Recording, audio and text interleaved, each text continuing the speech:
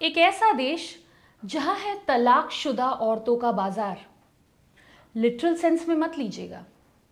ये बाजार तलाकशुदा औरतें चलाती हैं, ओन करती हैं, प्रॉस्पर करती हैं। आमतौर पर तलाक औरतों के उत्पीड़न को दर्शाता है, लेकिन जिस देश की आज हम आपको कहानी सुनाने जा रहे हैं, वहाँ तलाकशुदा औरतें खुश हैं, आज़ाद हैं, इनफैक्ट सेलिब्रेट की जाती हैं।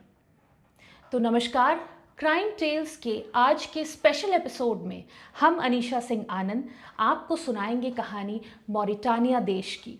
उत्तरी अफ्रीका के पश्चिम भाग में ये देश स्थित है, जो कि 90% सहारा रेगिस्तान में है और अटलांटिक महासागर के किनारे बसा है। ये देश एक मुस्लिम देश है और इसकी आबादी महज 45 लाख है। और कुछ ही साल पहले सन 1960 में इसे फ्रांस से आज़ादी मिली थी। हालांकि कुछ समय पहले यहाँ पर नेचुरल ऑयल के रिसोर्सेज मिले हैं, लेकिन फिर भी मैक्सिमम जनसंख्या जो है वो गरीबी रेखा के इर्द गिर्द या उसके नीचे ही है। इस देश की राजधानी नुआकशोट है और जहाँ बाकी दुनिया में साइज ज़ीरो को सेलिब्रेट किया जाता है, मॉरिटानिया देश में औरतें जितनी ज्यादा मजबूत, जितनी ज्यादा तंदुरुस्त, उतनी ज्यादा खूबसूरत मानी जाती हैं। तो बताते हैं आपको कहानी मॉरिटानिया देश की एक नागरिक इसलेखे जिलानी की। इसलेखे जिलानी एक शाम अपने घर में मेहंदी लगाकर बड़े ही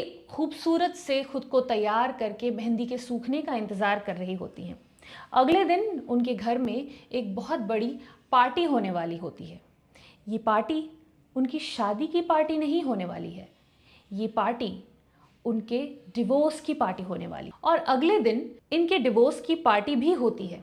इस पार्टी में क्या होता है इसकी झलक आपको थोड़ी सी दे देते हैं। गांव के आसपास की औरतें इस पार्टी में इनवाइटेड होती हैं। बहुत नाच गाना, खाना पीना, मौज मस्ती चल रही होती है। और इसी पार्टी के दौरान इस लेखे की माँ आती है और सबके सामने बोलती है कि बहनों, मुझे आपका अटेंशन चाहिए। अब मेरी बेटी डिवोर्स्ड है, आज़ाद है और दूसरे विवाह के लिए रेडी है। दुनिया के बाकी जगहों पर जहां डिवोर्स एक सोशल स्टिग्मा माना जाता है, एक औरत के बदनसीबी का एक दाग माना जाता है, वहीं मॉरिटानिया देश में तलाक औरतों के लिए एक तरीके की आज़ादी होती है, एक तरीके का सेलिब्रेशन होता है। और ये सेलिब्रेशन आज की प्रथा नहीं है, लगभग 100 सालों से भी ज़्यादा से लंबी चली आ रही ये एक ट्रेडिशन है। जब जब औरतें अपने पतियों से अलग होती हैं, तब तक उनकी आज़ादी को सेलिब्रेट किया जाता है। इस 100% मुस्लिम आबादी वाले देश में डिवोर्सेस इतने फ्रीक्वेंट हैं कि कुछ के तो 5 से 20 तक डिवोर्सेस हो चुके रहते हैं।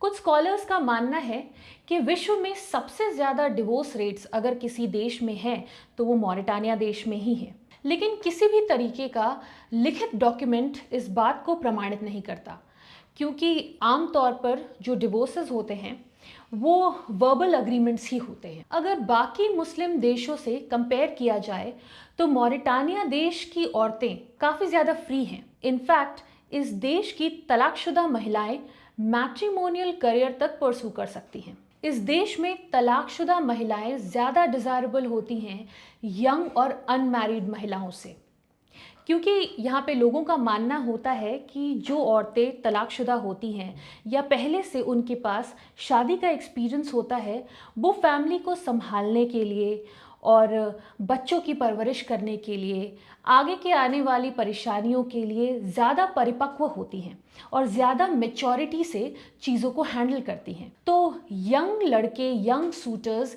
ऐसी ही महिलाओं को ज़्यादा ढूंढते हैं जो कि पहले से तलाकशुदा हों।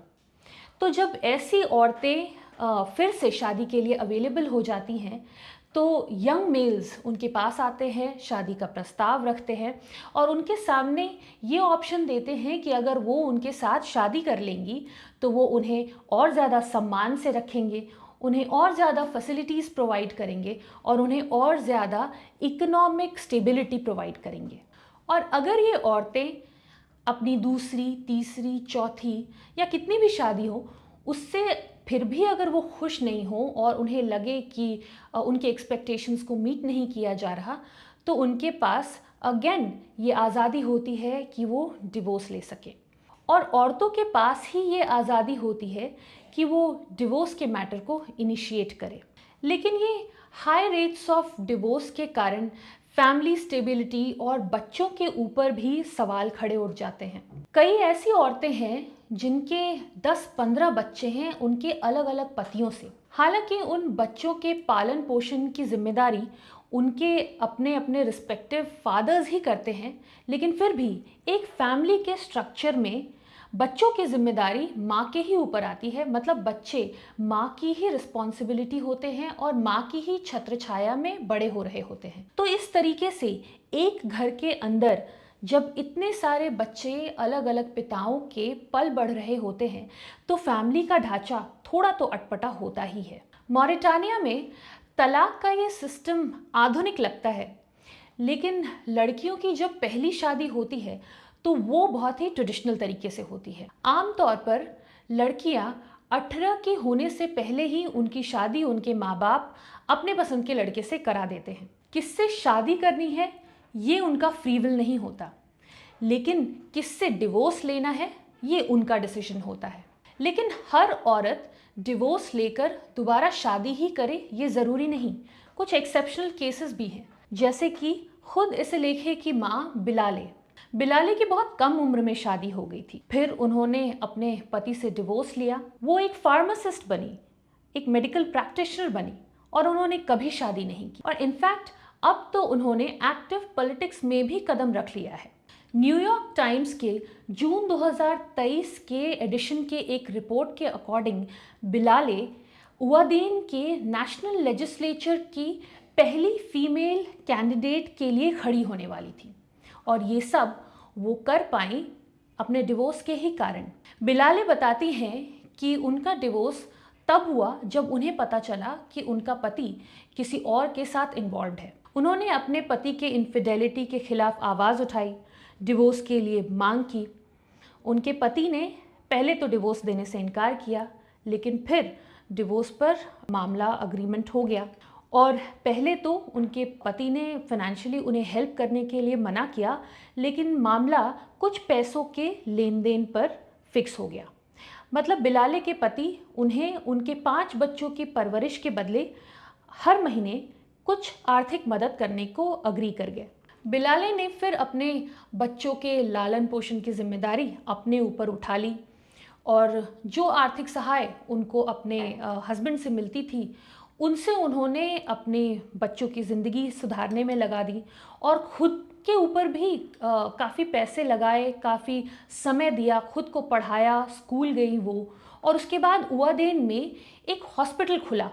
उस हॉस्पिटल में बिलाले ने फाइनली एक नौकरी ले ली, और उनका वो सपना, एक मेडिकल प्रैक्टिशनर बनने का सपना पूरा हुआ। जहाँ बिलाले खुद के लिए इतनी एम्बिशियस थी, उनकी बेटी इस लेखे के मन में फ़िलहाल अपनी आगे की आने वाली शादी को लेकर के ही उमंगे थी। उनसे जब पूछा गया कि उनके डिवोर्स का कारण क्या था, तो उनका कहना था कि उनके पति उनसे काफ़ी जेलस रहते थे। वो इतने ज़्यादा इनसिक्योर थे उनको लेकर कि उन पर दिन भर पहरा लगा कर रखते थे, उन्हें घर के बाहर जाने के लिए अलाउ भी नहीं करते थे।